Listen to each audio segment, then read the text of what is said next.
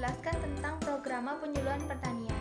Program penyuluhan pertanian itu sendiri memiliki arti sebagai rencana yang akan dilakukan oleh penyuluh pertanian yang digabungkan dengan aspirasi masyarakat, terutama para petani dan para peternak.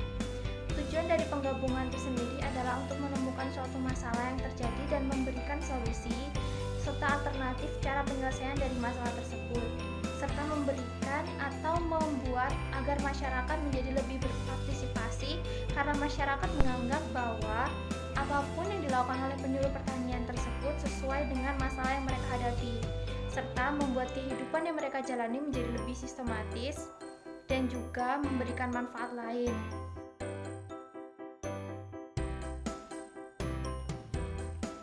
Di sini saya akan menjelaskan tentang unsur-unsur penyusun program penyuluhan pertanian. Yang pertama yaitu keadaan, yang kedua masalah, yang ketiga tujuan, dan keempat cara mencapai tujuan tersebut. Yang pertama, keadaan adalah fakta-fakta yang berkaitan dengan program yang ditujukan oleh data pada saat perancangan program penyuluhan pertanian. Data tersebut bisa berupa data aktual maupun data potensial. Yang kedua yaitu masalah. Masalah adalah faktor-faktor penyebab tidak memuaskannya atau faktor penghambat pada saat penyusunan program penyuluhan pertanian. Sedangkan yang ketiga yaitu tujuan. Tujuan adalah pernyataan tentang perubahan yang hendak dicapai dalam waktu tertentu. Bisa dalam waktu pendek maupun dalam waktu panjang. Contohnya, tujuan umum yaitu meningkatkan kesejahteraan petani. Dan yang terakhir yaitu cara mencapai tujuan.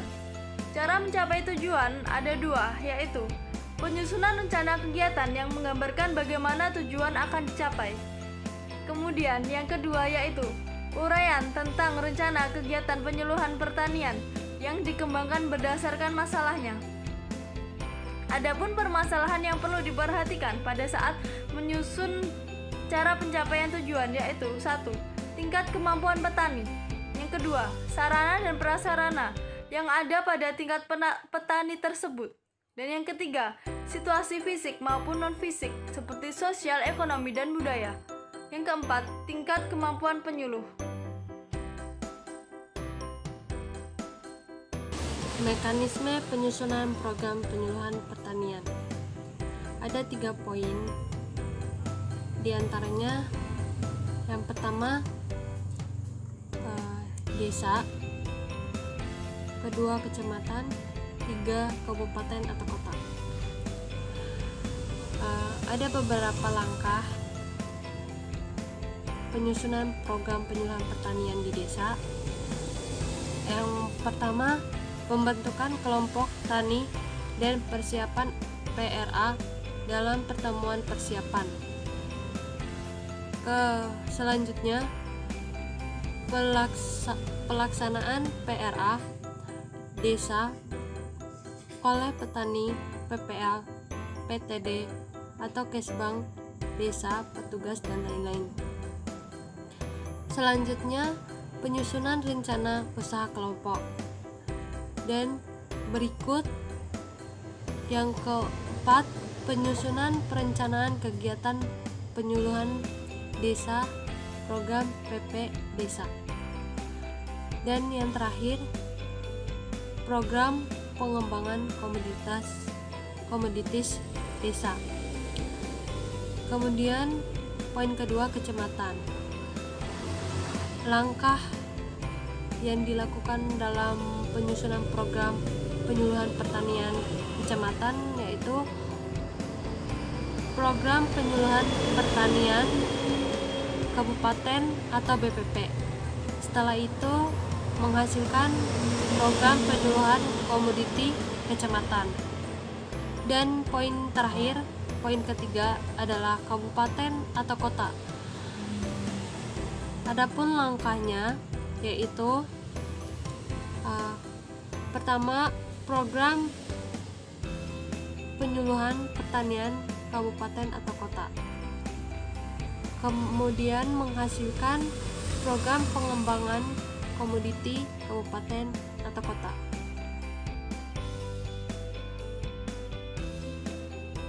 Penyusunan program penyuluhan pertanian. Penyusunan program penyuluhan pertanian melalui 3 tahapan, yaitu perumusan, penulisan, dan pengesahan. Bahan-bahan yang diperlukan untuk pembahasan penyusunan meliputi semua hasil, mulai dari identifikasi potensi wilayah sampai dengan program kebijakan pemerintah. Program penyuluhan pertanian perlu ditulis dengan outline tertentu dan perlu mendapat pengesahan dari camat agar dapat dipergunakan sebagai acuan penyuluhan pertanian di tingkat wilayah kecamatan.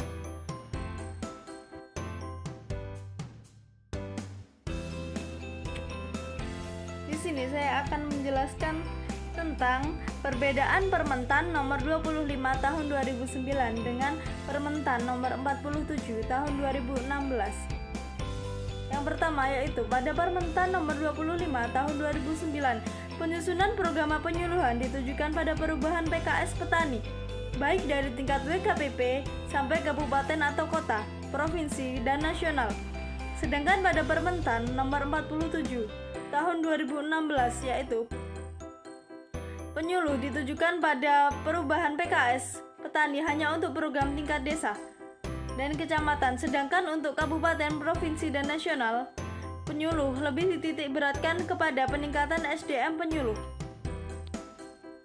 Yang selanjutnya yaitu pada Permentan nomor 25 tahun 2009, unsur keadaan pada program di semua tingkatan meliputi data dan informasi umum mengenai potensi usaha, produktivitas usaha, lingkungan usaha, perilaku utama usaha dan pelaku usaha, serta kebutuhan pelaku utama dan pelaku usaha.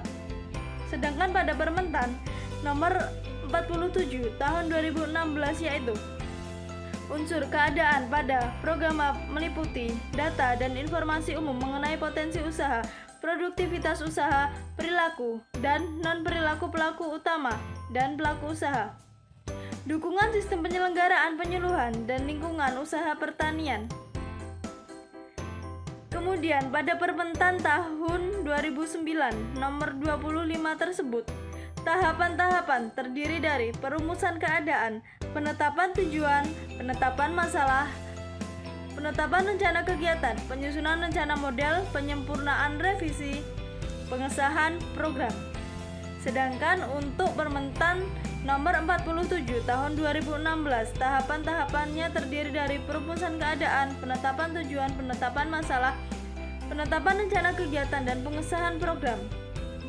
Jadi, kesimpulannya antara Permentan nomor 25 tahun 2009 dan Permentan nomor 47 tahun 2016 yaitu penetapan rencana kegiatan pada Permentan nomor 25 tahun 2009 berupa metrik rencana kegiatan penyuluhan dan rencana kerja tahunan penyuluh tingkat nasional, provinsi, dan kabupaten dengan tingkat kecamatan dan desa mempunyai format yang sama. Sedangkan pada Permentan nomor 47 tahun 2016, penetapan rencana kegiatan, metrik rencana kegiatan penyuluhan, dan RKT penyuluh tingkat nasional, provinsi, kabupaten, dan kecamatan maupun desa mempunyai format yang berbeda. Perbedaan pada sasaran kegiatan.